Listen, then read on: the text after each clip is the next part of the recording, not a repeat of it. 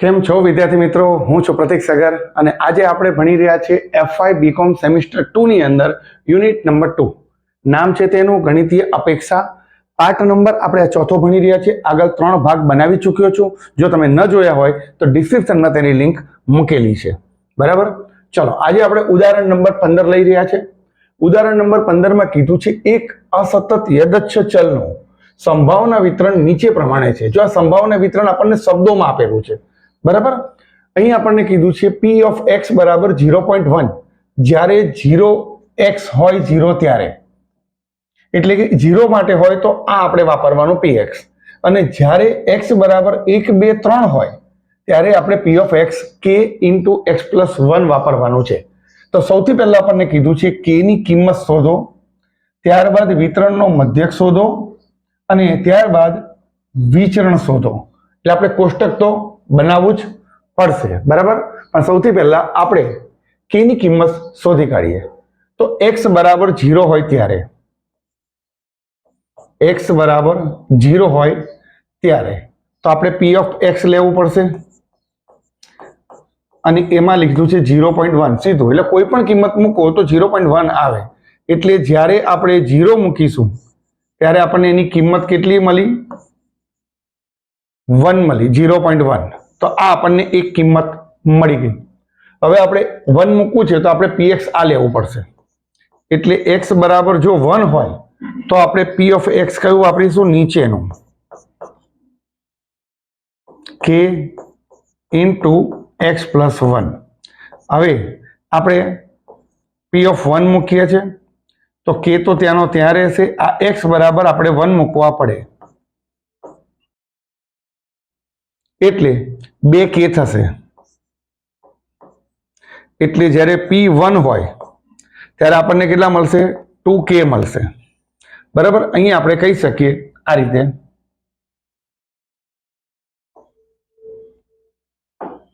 કે જ્યારે p of 0 હોય ત્યારે આપણને 0.1 મળશે. હવે એ જ રીતે આપણે p of 2 મૂકીએ તો અહીંયા 1 છે એની જગ્યાએ 2 મૂકવાનો. બરાબર, તો k into 2 plus 1 થશે. કેમ? તો જ્યાં જ્યાં x છે ત્યાં આપણે 2 મૂકી દેવાના. બરાબર, એટલે 3k મળશે. તો p of 2 હોય ત્યારે આપણને 3k મળશે. એ જ રીતે p of 3 હોય તો શું થશે? તો જ્યાં x હોય ત્યાં આપણે ત્રગડો મૂકી દેવાનો 3, એટલે p of 3 બરાબર આપણને 4k મળશે. બસ આપણને આ 4 કિંમત કીધી છે, 0 1 2 3. બરાબર, હવે આપણે જાણીએ છીએ કે આપણે k ની કિંમત શોધવી હોય તો આગળ આપણે ભણી ચૂક્યા છે કે આપણે બધાનો સરવાળો એટલે કે સિગ્મા p of xi નો સરવાળો 1 થાય. બરાબર, તો આના બધાનો સરવાળો આપણે કરી દઈએ. 0.1 વત્તા 2k વત્તા 3k અને વત્તા 4k,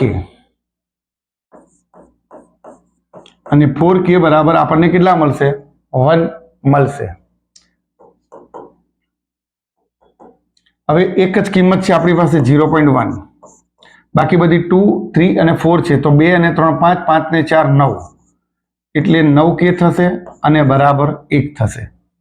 હવે આપણે આ 0.1 ને આ બાજુ મોકલીએ છીએ એટલે 9k બરાબર 1 માઇનસ 0.1, માટે 9k બરાબર કેલ્ક્યુલેટરનો યુઝ આપણે કરી લેવાનો. મેં તમને કહ્યું છે મુજબ 1 માઇનસ 0.1 તો 0.9 આવશે.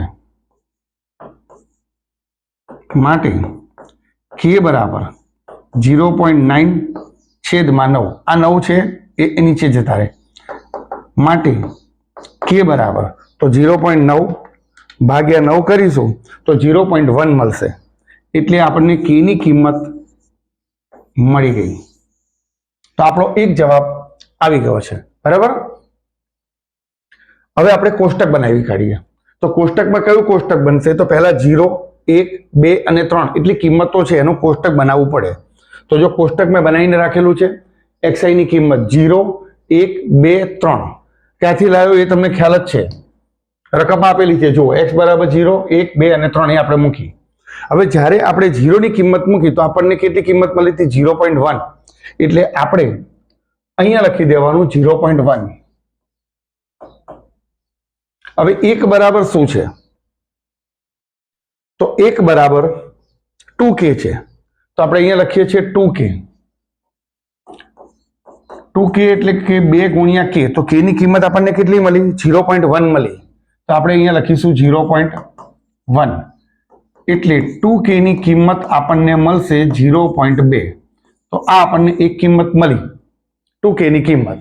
તો જ્યાં 2k લખવાના હતા ત્યાં હવે આપણે શું લખીશું? 0.2 લખીશું. તો અહીંયા આપણે લખીશું 0.2.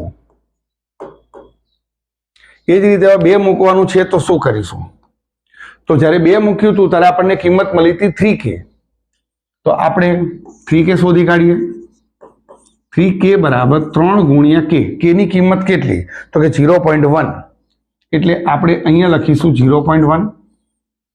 માટે 3k બરાબર 0.3. તો આપણને એક બીજી કિંમત મળી ગઈ. તો આપણે અહીંયા લખીશું 0.3.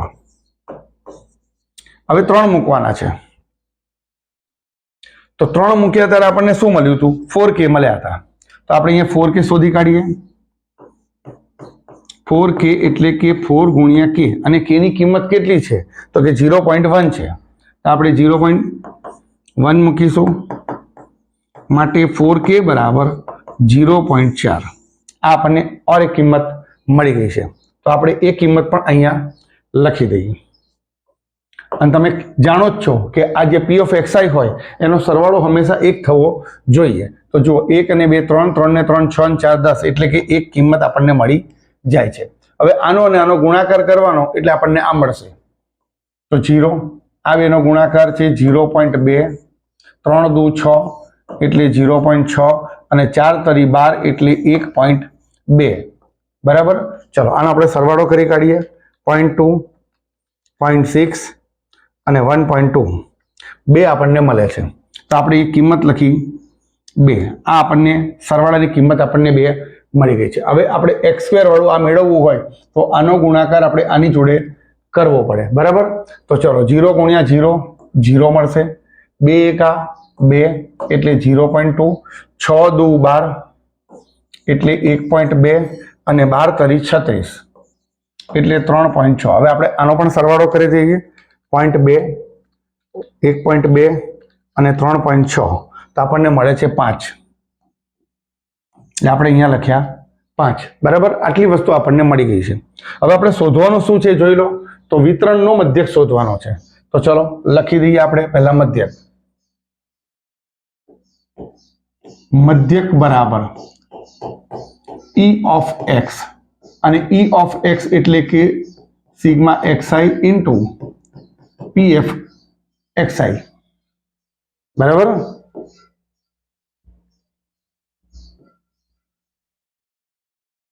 ઓકે. અને આના બરાબર આપણને શું મળે છે? 2 મળેલું છે. જોઈ લો આર્યું. એટલે આપણે સીધું લખી દઈશું. માટે મધ્યક બરાબર 2.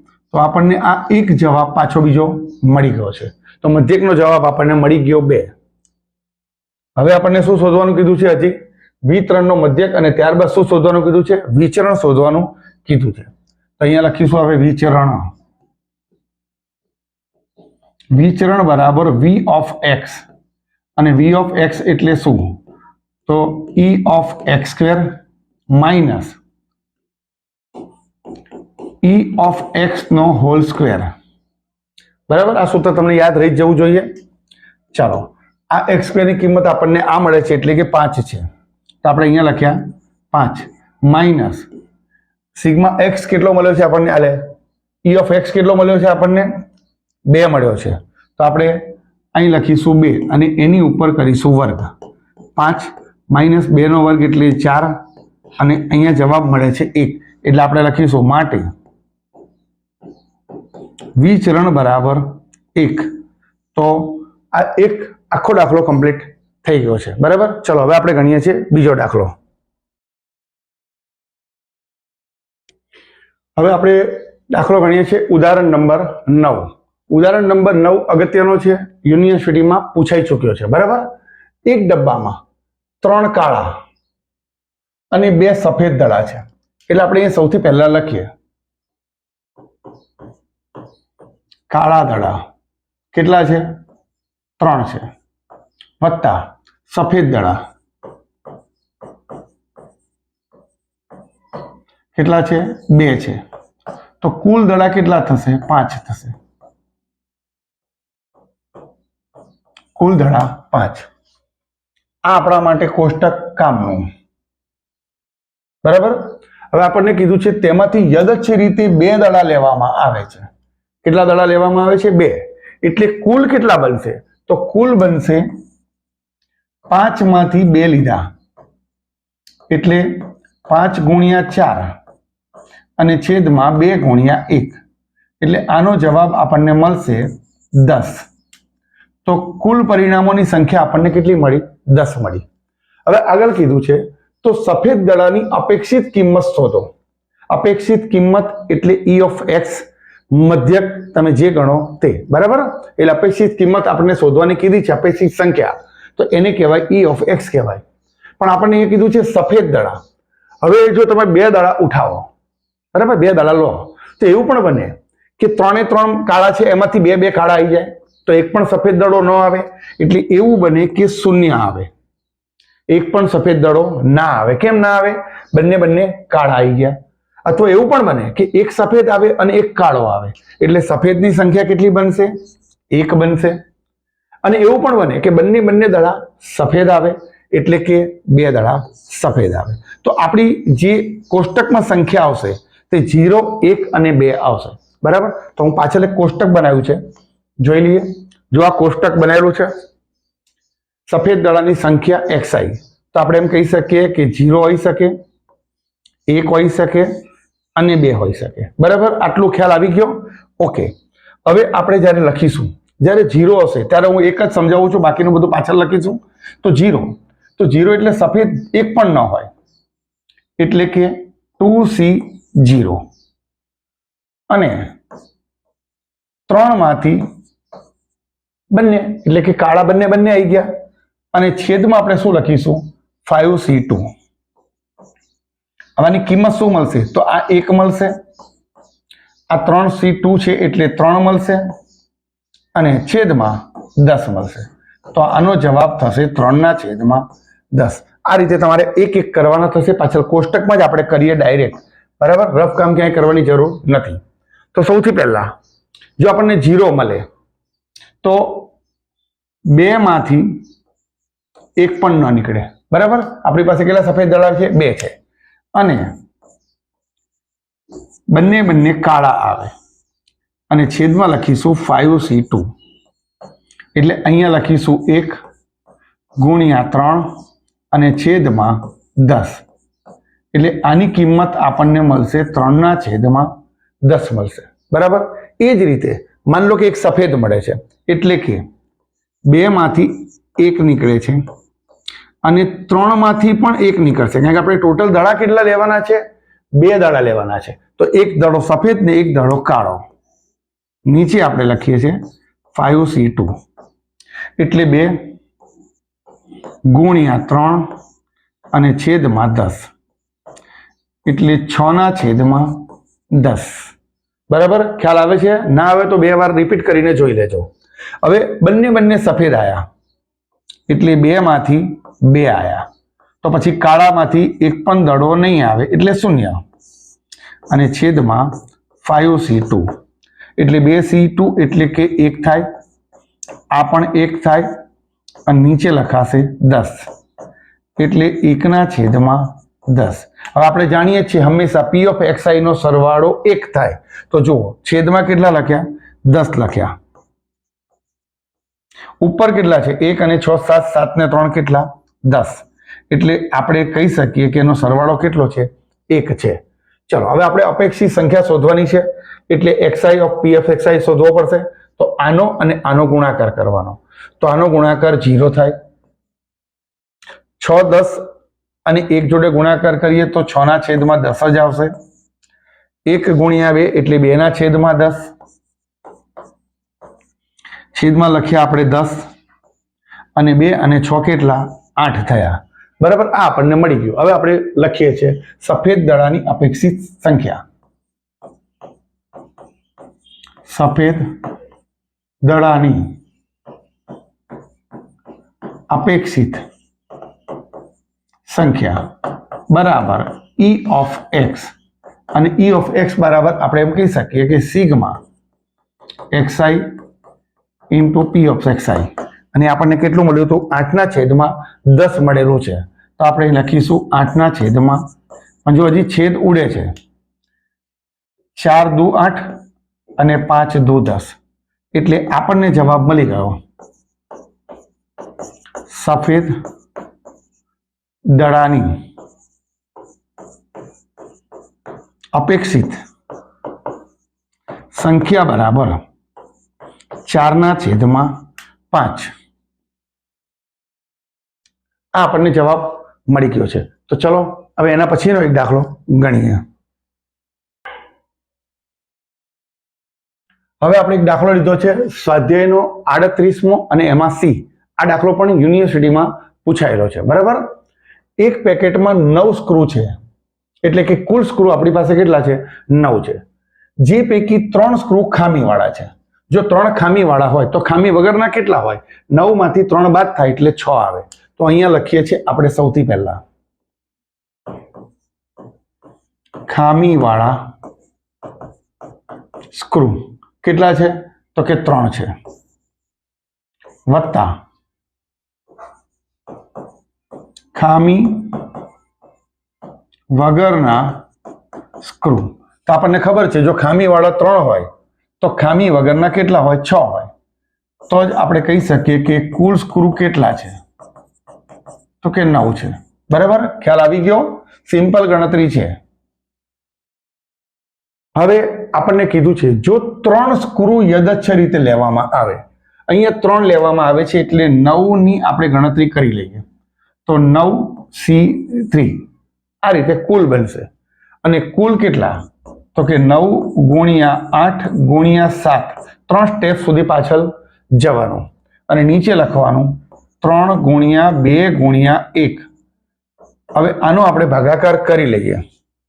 તેનો ભાગાકાર કરીશું તો શું થાય છે જોઈએ. 9 ગુણ્યા 8 ગુણ્યા 7 અને ભાગ્યા 3 દુ 6 એટલે 84 આવે છે. એટલે દરેકમાં છેદમાં આપણે કેટલા લખીશું? 84 લખીશું. હવે કન્ડિશનની વાત કરીએ તો ખામીવાળા સ્ક્રૂની અપેક્ષિત સંખ્યા શોધો. કોની શોધવાની છે? ખામીવાળાની.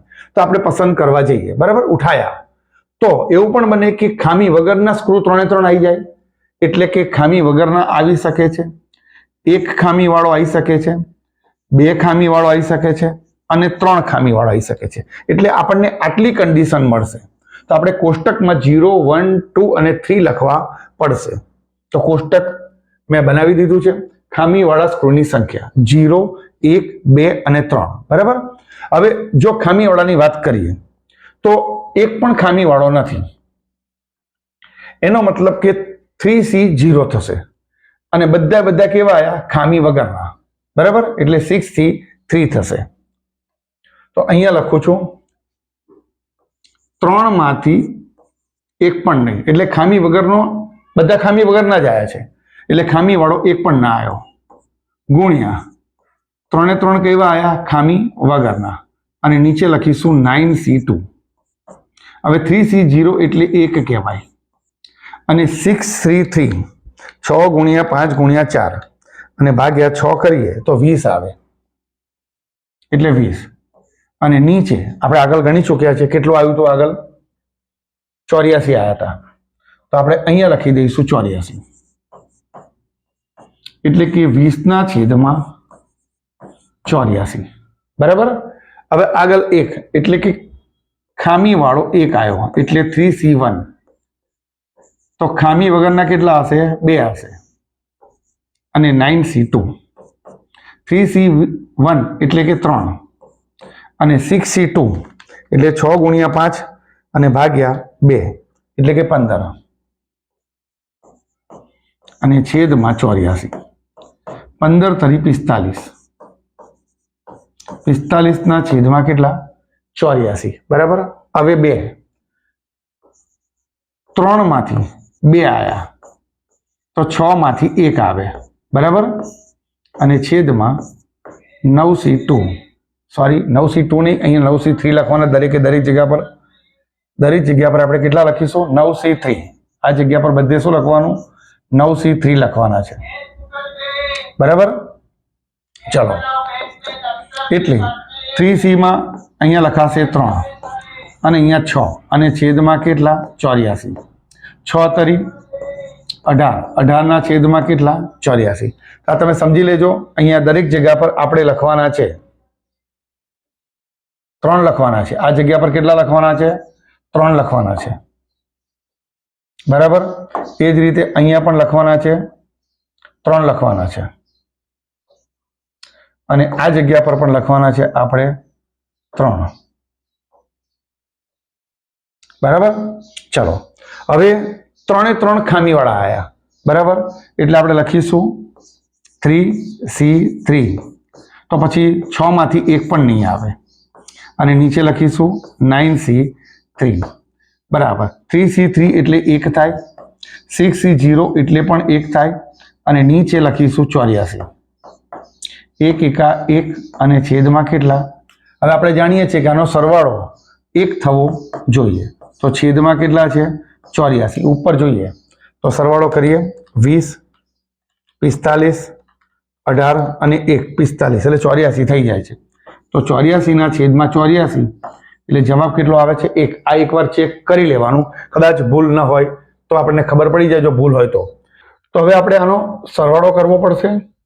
20 અને 0 નો ગુણાકાર થશે તો 0 થશે.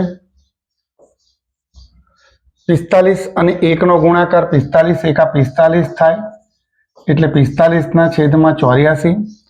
18 અને 2 નો ગુણાકાર એટલે 18 દુ 36, 36 છેદમાં 84. 1 નો 3 જોડે ગુણાકાર એટલે 3 એકા 3 અને છેદમાં કેટલા 84. આનો આપણે સરવાળો કરી દઈએ તો છેદમાં તો 84 આવશે જ. ચલો ઉપરનાનો સરવાળો આપણે કરી દઈએ. 45 36 અને 3 તો 84 એટલે 84 છેદમાં 84. ચલો આપણે અહીંયા લખી દઈએ છીએ હવે ખામીવાળા સ્ક્રૂની અપેક્ષિત સંખ્યા બરાબર. લખીશું ખામીવાળા સ્ક્રૂની અપેક્ષિત સંખ્યા બરાબર E of x અને એના બરાબર થાય સિગ્મા xi ઇન્ટુ pxi. અને જે આપણને સરવાળો મળી ગયો છે 84 છેદમાં 84 અને આ છેદ ઉડી જાય એટલે એક જવાબ આવે એટલે નીચે લખી દેવાનું ખામીવાળા સ્ક્રૂની અપેક્ષિત સંખ્યા બરાબર 1. આ આપણો આ દાખલાનો પણ જવાબ આવી ગયો છે. ચલો હજી એક દાખલો આપણે ગણી લઈએ. સ્વાધ્યાયનો 32 નો ઈમો દાખલો છે. આ પણ દાખલો યુનિવર્સિટીમાં પૂછાયેલો છે બરાબર. તો જો લખ્યું છે જો E of x બરાબર 0.75 તો લખું છું અહીં E of x બરાબર 0.75 અને E of x સ્ક્વેર બરાબર 2.44 આપણને આ આપેલા છે. તો x નું પ્રમાણિત વિચલન શોધો. અહીંયા આપણને કીધું છે પ્રમાણિત વિચલન. આવા દાખલો આપણે આગળના ભાગમાં જોઈ ચૂક્યા છે પ્રમાણિત વિચલન માટે. તો વિચલન સૌથી પહેલા શોધવું પડશે. તો આપણે લખીશું વિચલન બરાબર v of x અને એનું સૂત્ર થાય E of x square minus E of x નો હોલ સ્ક્વેર. તો E of x સ્ક્વેર આપણને આપેલો છે 2.44 અને E of x એટલે કે 0.75 અને એનો સ્ક્વેર કરવાનો 2.44 માઇનસ 0.75 ગુણ્યા 0.75 0.5625 બરાબર. માટે વિચરણ બરાબર 2.44 માઇનસ 0.5625 એટલે કે 1.8775. આ આપણને વિચરણ મળ્યું છે, પરંતુ આપણે શોધવાનું છે પ્રમાણિત વિચરણ. એટલે નીચે લખીશું માટે x નો પ્રમાણિત વિચલન બરાબર, તો જે વિચરણ હોય એનો રૂટ કાઢી દેવાનો અને રૂટમાં આપણે લખીશું 1.8775 અને આનું આપણે રૂટ કાઢીએ તો આપણો જવાબ આવે છે 1.3702. તો નીચે લખી દઈશું માટે x નો પ્રમાણિત વિચલન બરાબર 1.37. આપણો જવાબ આવી ગયો છે. બરાબર વિદ્યાર્થી મિત્રો, આશા રાખું કે આ દાખલા તમને બરાબર ખ્યાલ આવી ગયા હશે. બીજા મિત્રોને પણ શેર કરજો જેથી વધારે લોકો ભણી શકે. થેન્ક યુ વિદ્યાર્થી મિત્રો, થેન્ક યુ સો મચ.